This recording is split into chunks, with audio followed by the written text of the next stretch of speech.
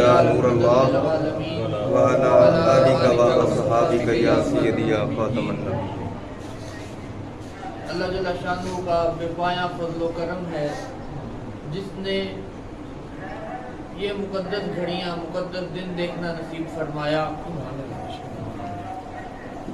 پچھلے جمعے گفتگو ہو رہی تھی آقا کریم صلی اللہ علیہ وآلہ وسلم کے خاندانی پس منظر کے متعلق تھوڑی سی گفتگو ہوئی، حالات مکہ کے متعلق گفتگو ہوئی۔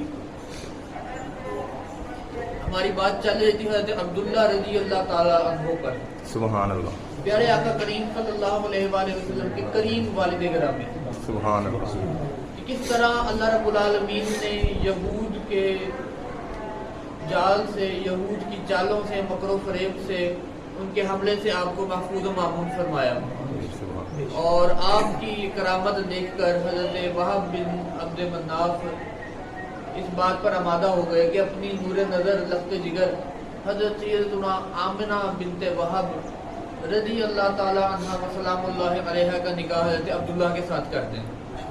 ادھر وہ گھر گئے، انہوں نے جا کے پروگرام طے کیا، منصوبہ بنایا، خاندانی لوگوں کو بلایا، خاندان اکٹھا کیا، کہنے لگے جی میرا یہ پروگرام ہے، یہ منصوبہ ہے، اگر تم لوگ رضامند ہو تو بہتر ہے، اگر نہیں رضامند تب بھی میرا یہ فیصلہ ہے، میں نے یہ طے کر لیا، میں نے نکاح ادھر ہی کرنا ہے۔ ادھر آقا کریم صلی اللہ علیہ وآلہ وسلم کے والد گرامی حضرت عبداللہ رضی اللہ تعالیٰ عنہ جب آپ جنگل سے واپس تشریف لا رہے تھے، راستے میں ایک کاہنہ عورت، یہودیوں میں جس طرح عام طور پہ آج کل نجومی بیٹھے ہوتے ہیں، اس طرح اس زمانے میں ایک کاہنہ تھی، نجومی تھی، نجومیہ تھی، وہ عورت یہودن تھی۔ اس نے جس وقت حضرت سیدنا عبداللہ رضی اللہ عنہ کو دیکھا تو آپ کو اپنی طرف دعوت دی کہ آپ آئیں، ہم خلوت نشینی اختیار کرتے ہیں، آپ میرے پاس ہیں، ہم علیحدہ چلتے ہیں، ہم دور چلتے ہیں۔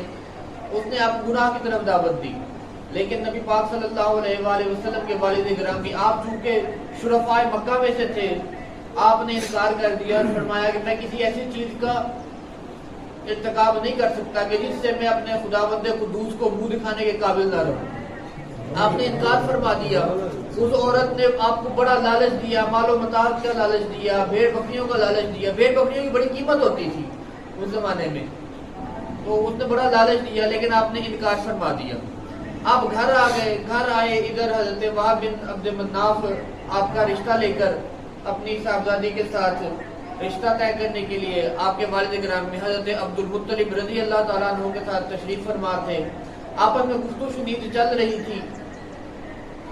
حضرت عبد المطلب رضی اللہ تعالیٰ عنہ بھی حضرت عبداللہ رضی اللہ عنہ کے لیے کسی ایسے ہی خاندانی رئیس اور شریف لوگوں کی تلاش میں تھے کہ جہاں اپنے لخت جگر کا، اپنے لاڈلے شہزادے کا نکاح کر سکیں۔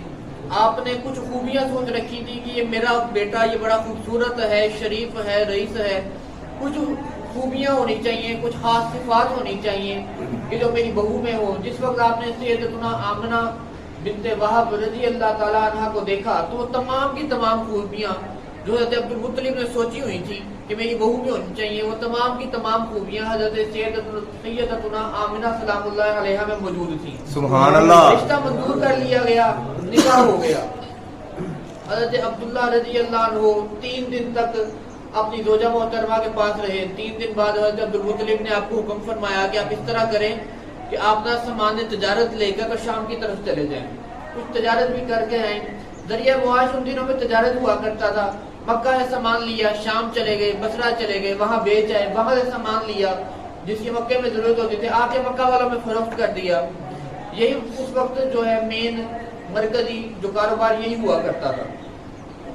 جس وقت حضرت عبداللہ رضی اللہ تعالیٰ عنہ تجارت کے لیے گئے، 3 دن آپ اپنی زوجہ محترمہ کے پاس رکنے کے بعد تجارت کے لیے گئے۔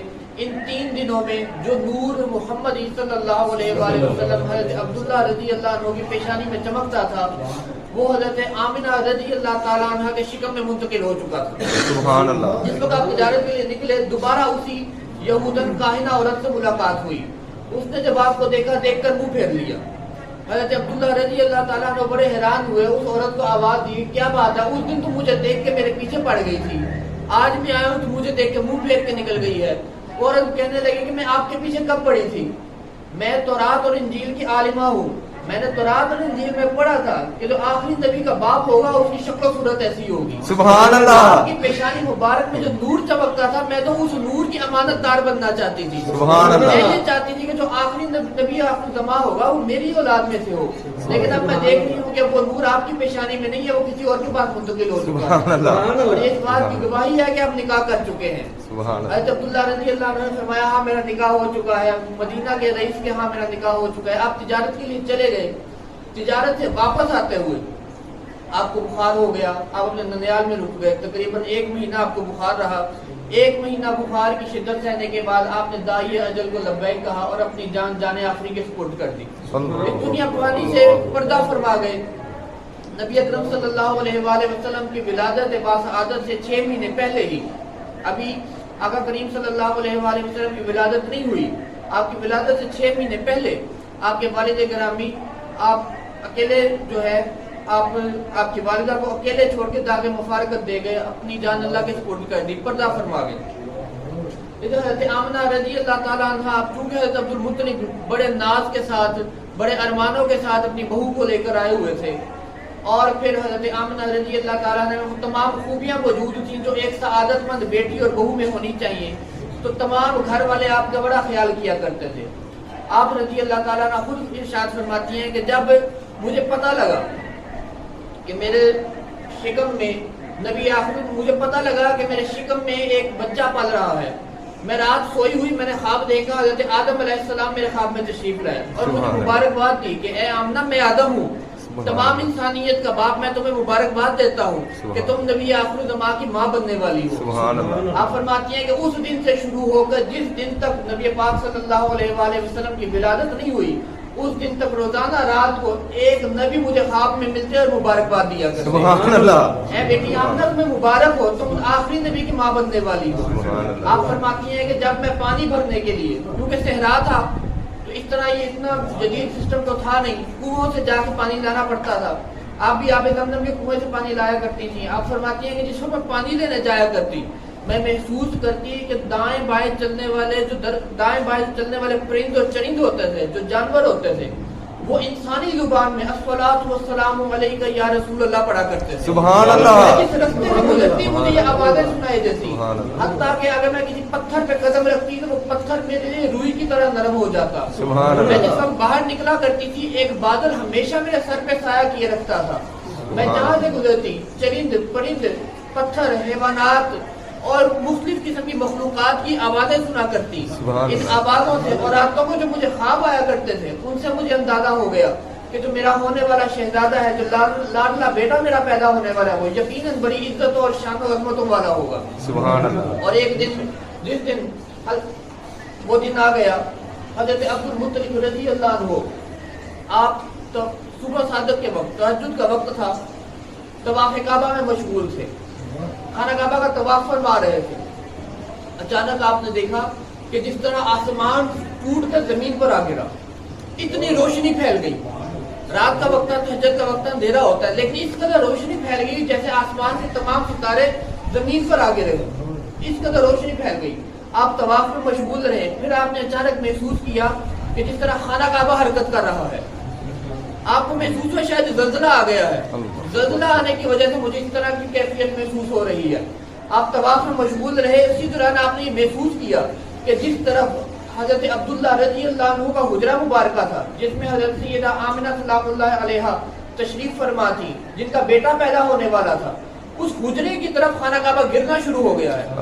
حتیٰ کہ خانہ کعبہ کی دیوار اتنا جھک گئی کہ زمین کے بالکل ساتھ لگ گئی. سبحان اللہ. میں پریشان ہو گیا. میں واپس پلٹا, دوڑا دیکھنے کے لیے کہ میری بہو اور ہونے والا میرا پوتا وہ صحیح سلامت ہے, وہ ٹھیک ہے, زلزلہ آیا انہیں کچھ ہوا تو نہیں. میں جس وقت دیکھنے کے لیے واپس پلٹا, راستے میں ایک عجیب و غریب قسم کا انسان, عجیب الخلقت مخلوق, جس کے دونوں بازو, ہاتھ اور پاؤں شدید سبز رنگ کے پروں سے ڈھکے ہوئے تھے اور ان کی آنکھوں میں شدید چمک تھی.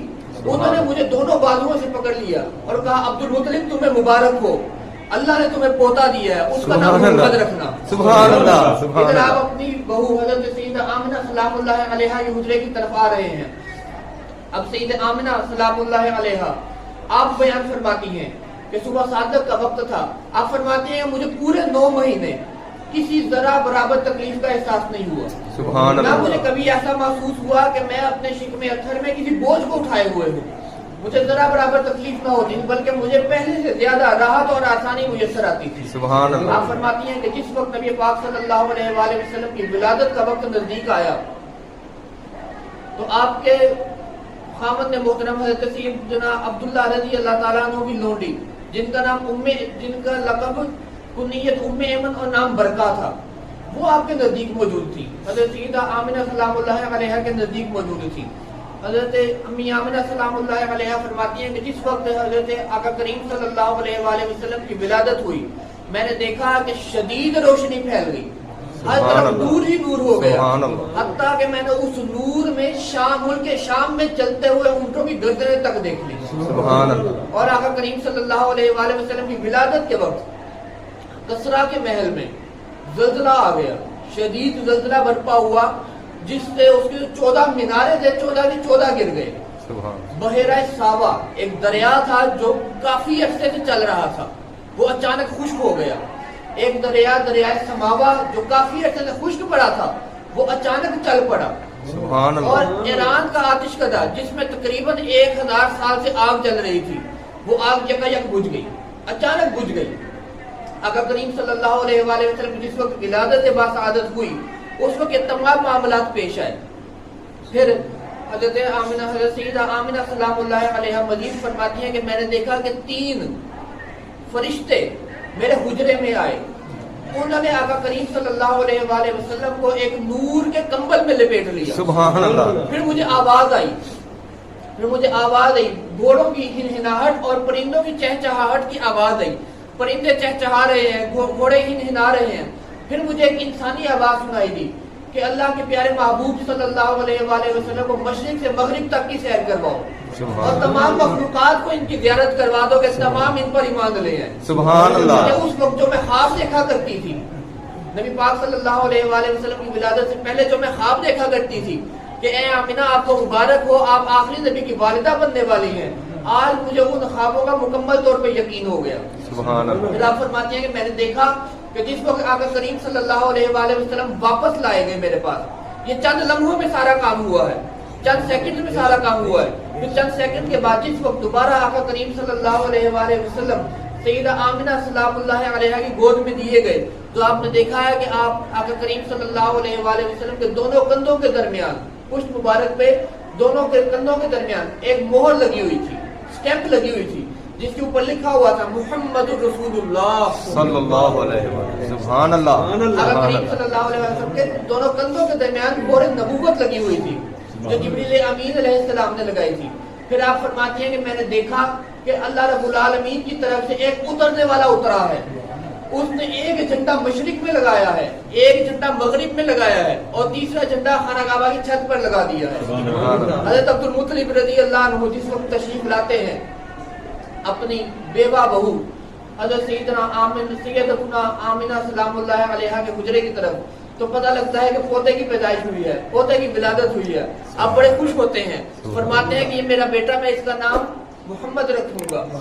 حضرت آمنہ سلام اللہ علیہ فرماتی ہیں کہ مجھے خواب میں بشارت دی گئی اس کا نام احمد رکھنا ہے. حضرت عبد المطلب رضی اللہ عنہ نے آپ کے دونوں نام رکھے, محمد بھی نام رکھا اور احمد بھی نام رکھا. سبحان اللہ. خاندان کے لوگوں نے, رؤسائے مکہ نے, دوسرے قبیلوں کے جو سردار تھے انہوں نے اعتراض بھی کیا. حضرت عبد المطلب رضی اللہ عنہ پہ کہا آپ نے یہ بڑا عجیب سا نام رکھا, یہ نیا سا نام ہے, اس طرح کا نام پہلے کبھی سننے میں نہیں آیا, اس کا کیا مطلب ہے, اس کے کیا معنی ہے. حضرت عبد المطلب نے ارشاد فرمایا کہ مجھے پتا ہے کہ یہ میرا ہونے والا جو میرا بیٹا پیدا ہوا ہے, جو میرا پوتا پیدا ہوا ہے, یہ یقیناً بڑی شانوں والا ہوگا اور مشرق سے لے کے مغرب تک ہر جاندار اس کی تعریف کرے گا, اس لیے میں نے اس کا نام محمد رکھا ہے. سبحان اللہ. محمد کے لفظی معنی تعریف کیا گیا, سبحان اللہ. جس کی تعریف کی جائے, سب سے زیادہ تعریف کے قابل, یہ محمد کے معنی. میں نے اپنے پوتے کا نام محمد رکھا ہے. آپ حضرت عبد المطلب رضی اللہ عنہ اپنے پوتے کو لے کر باہر تشریف لائے.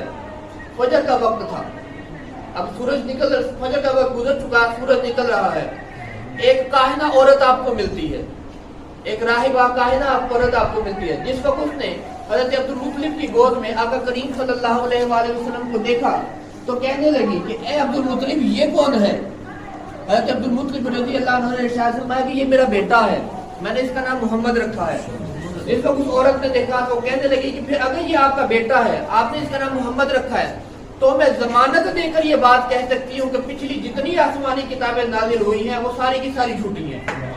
آپ نے ارشاد فرمایا کہ تو کیسے کہہ سکتی ہے کہ پچھلی آسمانی کتابیں جھوٹی ہیں، حالانکہ وہ سب کی سب سچی تھی۔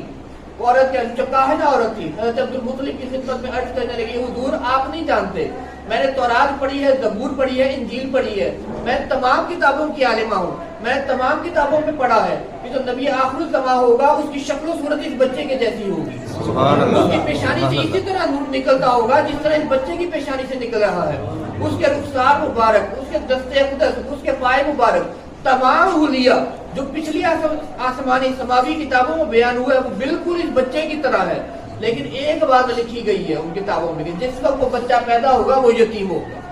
حضرت عبد المطلب نے ارشاد فرمایا تو نے بالکل سچ کہا، تمام آسمانی کتابیں سچی ہیں، یہ میرا بیٹا ہے لیکن یہ میرا پوتا ہے، میرا بیٹا اس دنیا سے رخصت ہو چکا ہے، دار فنا سے دار بقا میں منتقل ہو چکا ہے، یہ میرا پوتا ہے اور یہ یتیم ہے۔ اسی طرح وہ عرب میں رواج تھا بچوں کو تعلیم و تربیت کے لیے، ان کی اچھی پرورش کے لیے جو ہے گاؤں وغیرہ میں بھجوا دیا جاتا تھا۔